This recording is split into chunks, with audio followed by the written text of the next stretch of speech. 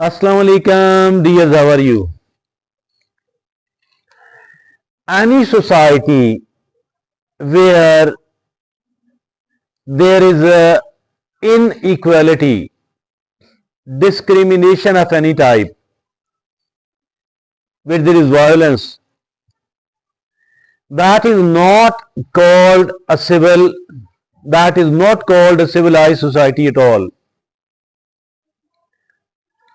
Either this violence, inequality or discrimination is against any particular community or the weaker folks in the society, or against it is the weaker gender. Weaker in the sense because they are more vulnerable here. So that is all totally absolutely wrong. It is not an civilized society at all. For that reason, those people who are better aware, I think they need to do something. Civil society need to do something. Government need to do something. Individual activists need to do something. And the women rights in Pakistan, that is troubled. There is a lot of inequality, there is a lot of discrimination, there is a lot of violence going on against women, and I think that need to be done. It need to be addressed as well. So first of all, let's take about the violence against women. So it is number one, it is the domestic violence, which is quite widespread, and it is often unreported because the women, they don't go to the relevant authorities and to report it there that my spouse is committing violence against me. Women don't do that because they are oppressed, and they think that if at all they talk on the subject, then their marital life will be in jeopardy. I think that is not a right approach at all. So somehow domestic violence is widespread and is often unreported. Then it is the honor killing. Why women are murdered by family members for perceived dishonor, and then the third type of violence against the women, it is the acid attacks. Women are targeted with the acid, often resulting in severe disfigurement. Look, every part of the body, every part of the human body, it is sacred and very important, but it is the prime part of the body is the face, and it is, which cannot be even covered with the cloths. What does happen that once a woman is, become the victim of an acid attack, so the life they become very much troubled and very much tortured mentally. I think that is totally and absolutely inhumane and barbaric, and it must be stopped, with the iron hand. Now it is the rape and the sexual harassment. This is the fourth type of, violence against women. It is, underreported, harassment, rape and sexual harassment. It is underreported due to the social stigma and due to the lack of trust in the law enforcement. Even the law enforcement, there is a lot of, malpractices over there as well. So for that reason, there are four types of violence against the women. It is the domestic violence, it is the honor killing, it is the acid attacks, and it is the rape and the sexual harassment. Now there is another type of the trouble, and that is the property inheritance and the economic rights. Property inheritance and the economic rights, that is also an area of concern. So the first one is, it is the limited access to property. Women often denied the rightful share of the inheritance. The parents, they don't give the due share to their daughters because they are of the view that the daughter will go to the house of someone else and it my property will go into the hand of someone else. I think that is totally and absolutely wrong approach, because because the daughter, because the sister is also a human having all the economic needs as well.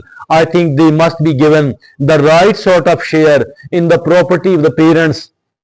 Secondly, it is the restrictions on economic independence. Women face barriers in accessing education, in accessing employment and the financial resources.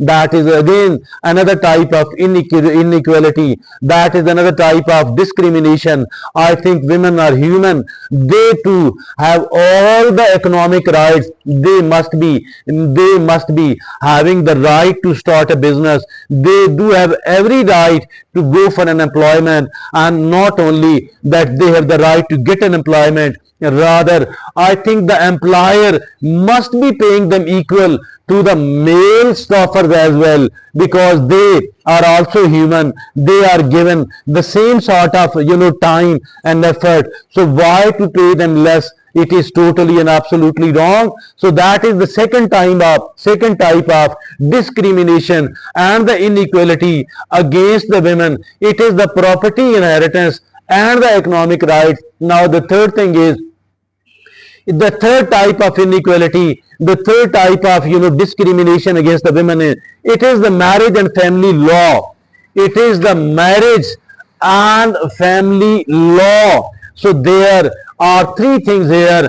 First of all, it is the nikah nama, which is actually the marriage contract. So women often not shown their marriage contract, leaving them vulnerable to abuse. I think that is again that must be taken cognizance of, because marriage and family laws, nikah nama must be presented to her not at the barat time but at least 2 weeks earlier, so that she is better able to understand it, what are the terms and what are the conditions of this marriage contract. Why I am a human, I am not a cattle at all. I must be shown my marriage contract, then I must be given a due amount of time.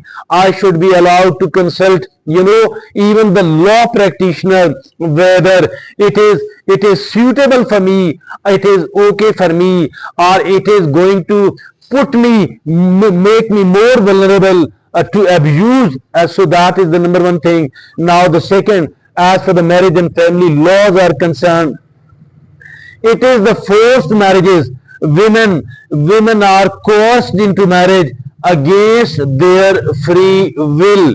Women are forced and coerced into the marriages without their consent, particularly in the rural areas. So that is totally, absolutely wrong and inhuman. Now the third, it is the polygamy, and that is men allowed to have multiple wives, often without the knowledge, without the consent of existing wives. I think it is very important. Every secret marriage, that is totally, absolutely wrong. Very important that the first marriage, that the first wife should be taken on board, and her consent should be obtained before getting married for the second time. Polygamy, although it is a bit of something which we need to ponder well about it before making any decision. And now it is the education and it is the health care. So I think as for the education, as for the health care is concerned, women must be given equal right for the education, equal right for the health care as well. So limited access to education. Women and girls face barriers in accessing quality education. Quality education and higher education is not only the rights of the men, it's not only the rights of the boy and the son. It is an equal right of the daughter, equal right of the ladies, women as well. So I think that is very important. And now the second is, it is the poor health care. Women health care often neglected, particularly in the rural areas. Women health is often neglected, and particularly in the rural areas. Education and healthcare is the right of women as well, as much as it is the right of the men. So now there are certain legal framework and enforcement,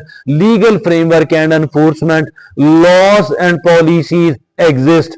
Laws and policies does exist, but often inadequate or poorly enforced. On the one hand, these are not sufficient, not adequate. On the other hand, these are very poorly enforced, and that is one important issue. The second is lack of implementation.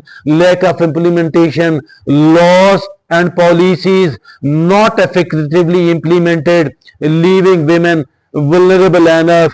And it is lack of implementation, laws and policies not effectively implemented, leaving women vulnerable. On the one hand, the laws are not sufficient.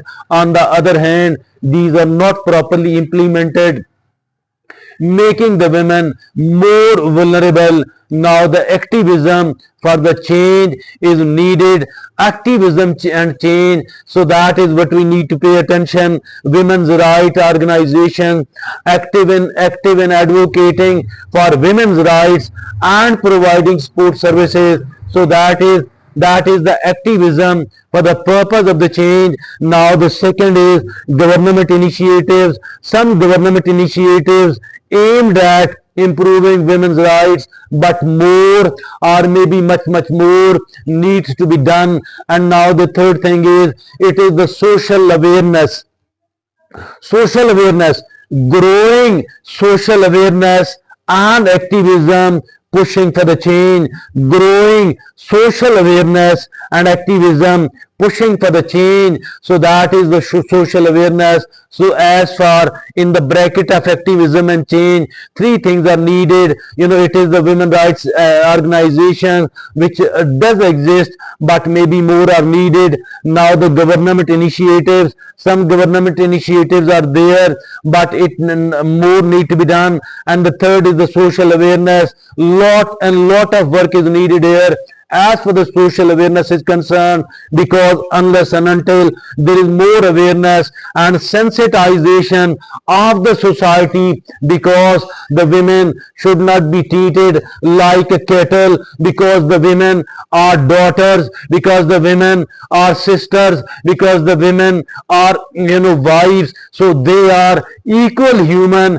nothing less at all. So they have equal right. They must be treated carefully. They must be treated humanely, and their rights must be ensured. The situation is complex here in Pakistan, and addressing these issues requires a multiple faceted approach involving government, involving civil society, and involving individuals as well. The situation is complex, and addressing these issues requires a multifaceted approach involving government, involving civil society, and involving individuals as well. So that was, I think, a thought-provoking talk and discussion on the subject of the women's rights in Pakistan.